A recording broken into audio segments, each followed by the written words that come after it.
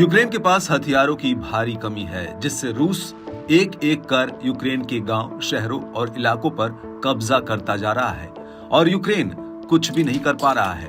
मुश्किल यह है कि अमेरिका जैसे पश्चिमी सहयोगी की मदद के भरोसे यूक्रेन युद्ध को बढ़ाता तो गया, लेकिन युद्ध मुकाबले के साथ नतीजे तक पहुंचता कि उससे पहले ही यूक्रेन को मिलने वाली मदद रुक गई।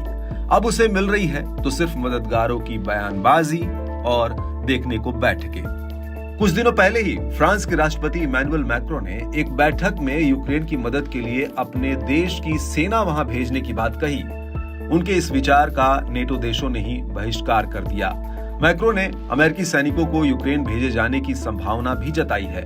मैक्रो के इसी बयान पर पोलैंड के विदेश मंत्री राडोस्लाव सिकोर्स्की ने बीते हफ्ते दावा किया कि रूस के साथ युद्ध के बीच यूक्रेन में नेटो सैनिकों की तैनाती संभव है। यूक्रेन में पोलिश सैनिकों की तैनाती की खबरों के बीच रूसी राष्ट्रपति व्लादिमीर पुतिन का बड़ा बयान सामने आया है। पुतिन ने एक इंटरव्यू में कहा कि यूक्रेन में पोलिश सेना भेजने का नतीजा यूक्रेन में पोलैंड के कब्जे के रूप में देखने को मिल सकता है। Если, скажем, польские войска войдут на территорию Украины для, как вот звучит, для прикрытия украинско-белорусской, допустим, границы или там, в каких-то других местах, чтобы освободить украинские воинские контингенты для участия в боевых действиях на линии соприкосновения, то думаю, что польские войска оттуда уже не уйдут никогда. Ну, мне так кажется.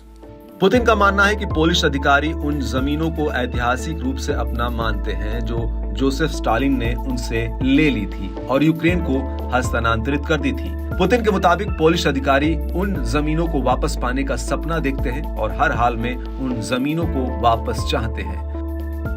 पुतिन ने दावा किया कि यदि आधिकारिक पोलिश यूनिट यूक्रेन में प्रवेश करती है तो यूक्रेन से उनके वापस जाने की संभावना नहीं है। हालांकि इस पूरे मामले में पोलैंड के उप रक्षा मंत्री स्टैनिस्लाव वाजियाटेक ने कहा कि पोलैंड की यूक्रेन में अपनी सेना भेजने की कोई योजना नहीं है। उनके मुताबिक यूक्रेन के सैनिकों को ट्रेनिंग देने के उद्देश्य से भी पोलैंड अपनी सेना को यूक्रेन नहीं भेजेगा।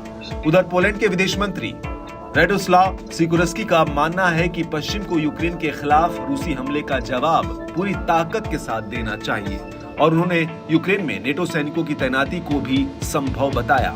हालांकि वाजियाटेक ने अपने सहयोगी सिकोर्स्की के बयानों को खारिज कर दिया और कहा कि पोलैंड अपने सैनिकों को किसी भी तरह से संघर्ष में भाग लेने की उम्मीद नहीं करता है।